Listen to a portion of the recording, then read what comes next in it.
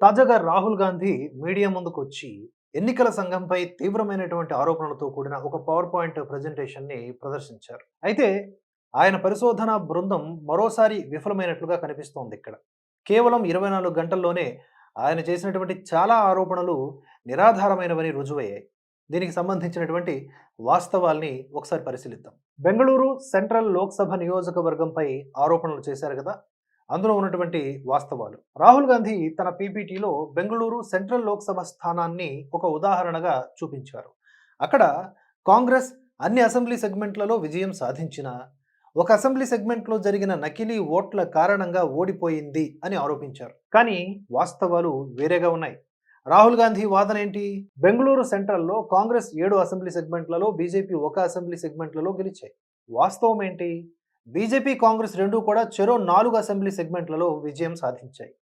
ఈ ప్రాథమిక సమాచారమే తప్పు కావడంతో రాహుల్ గాంధీ పరిశోధన ఎంత లోపభూయిష్టంగా ఉందో అర్థమవుతోంది. తరువాత నకిలీ ఓట్లపై ఆదిత్య శ్రీవాస్తవ ఉదాహరణ. నకిలీ ఓట్లు ఎలా జరిగాయో వివరించడానికి రాహుల్ గాంధీ ఆదిత్య శ్రీవాస్తవ అనే వ్యక్తిని ఉదాహరణగా చూపారు. ఆదిత్యకు ఉత్తరప్రదేశ్, మహారాష్ట్ర, కర్ణాటక ఇలా 3 చోట్ల ఓటర్ ఐడీలు ఉన్నాయని, అతను ఈ 3 రాష్ట్రాల్లోనూ బీజేపీకి ఓటు వేశాడు అని ఆరోపించారు. సందేహాలు ఏంటంటే ఇక్కడ అతను బీజేపీకి మాత్రమే ఓటు వేశాడని రాహుల్ గాంధీకి ఎలా తెలిసింది? 3 రాష్ట్రాల్లోనూ ఓటు వేశాడని కూడా ఎలా ధృవీకరించారు ఆయన? ఫ్యాక్ట్ చెక్ చేస్తే మీడియా పరిశోధనలో ఆదిత్య శ్రీవాస్తవ 2011లో ఉత్తరప్రదేశ్లో, 2016లో మహారాష్ట్రలో నివసించారు. ప్రస్తుతం అతను కర్ణాటకలో ఉంటున్నారు. ప్రతిసారి అతను చట్టబద్ధంగా ఆన్లైన్ పద్ధతిలో తన ఓటర్ ఐడిని మార్చుకున్నాడు. అంతేకాకుండా అతను ప్రతిసారి కేవలం ఒకే చోట ఓటు వేశారని తేలింది.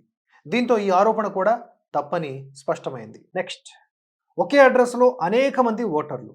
రాహుల్ గాంధీ ఒకే చిరునామాలో 80 మంది ఓటర్లు నమోదయ్యారు అని ఆరోపించారు. వాస్తవం ఏంటి? మీడియా ఫ్యాక్ట్ చెక్ ప్రకారం ఆ చిరునామాలో ఉన్నవి అద్దెకు ఇచ్చే చావళ్ళు. అక్కడ పనివాళ్ళు, సెక్యూరిటీ గార్డులు వస్తుంటారు, పోతుంటారు. చాలామంది అడ్రస్ ప్రూఫ్గా ఆ చిరునామాను ఉపయోగించుకొని ఓటర్ ఐడీలు తయారు చేయించుకున్నారు. కానీ వారంతా అక్కడే నివసించడం లేదు. అంతేకాకుండా వారంతా బీజేపీకే ఓటు వేశారు అని రుజువేంటి? ఇక నకిలీ ఫోటోలతో ఓటర్ ఐడీలు. కొన్ని ఓటర్ కార్డులు చూపిస్తూ అవి నకిలీవి అని, వాటిపైన ఫోటోలు సరిగ్గా లేవని చెప్పేసి రాహుల్ గాంధీ ఆరోపించారు. ఈ పేర్లను నకిలీ ఓటర్ల జాబితాలో చేర్చారు. నిజమేమిటి? ఎన్నికల సంఘం వర్గాలు ఆ కుటుంబానికి చెందినటువంటి ఓటర్ ఐడీలు చెల్లుబాటు అవుతాయని ధృవీకరించాయి.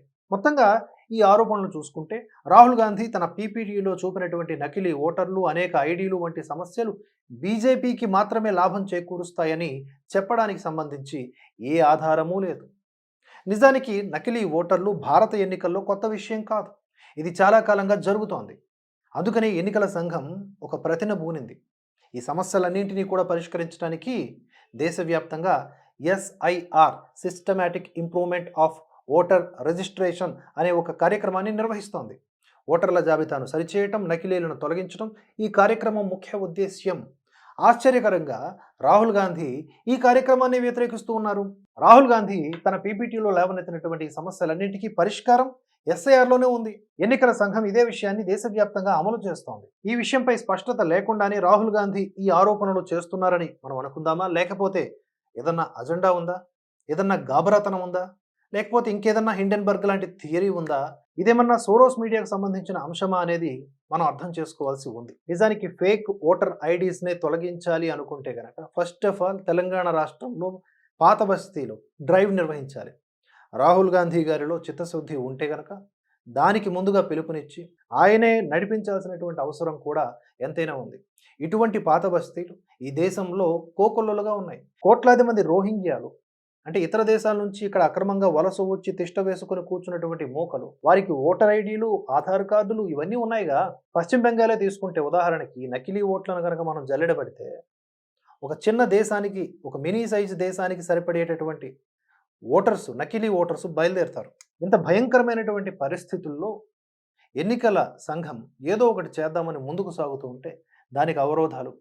బీహార్లో చూసుకుంటే ఏకంగా ఈ నకిలీ ఓటర్ గాళ్ళు ఎవరైతే ఉన్నారో వీళ్ళందరినీ రోడ్ల మీదకు తీసుకొచ్చి నిరసన కార్యక్రమాలు, రాస్తా రోకోలు, ర్యాలీలు, ధర్నాలు, ఇంకేం ప్లాన్ చేస్తారో తెలియదు. కానీ ఫేక్ ఓటర్ ఐడి కార్డులు ఉన్న వాళ్ళందరూ కూడా మ్యాక్సిమం మ్యాక్సిమంలో మ్యాక్సిమం డిఎన్కే గాళ్ళే. అంటే పక్క దేశం నుంచి ఇక్కడికొచ్చి కూర్చున్న వాళ్ళు ఎక్కువ మంది.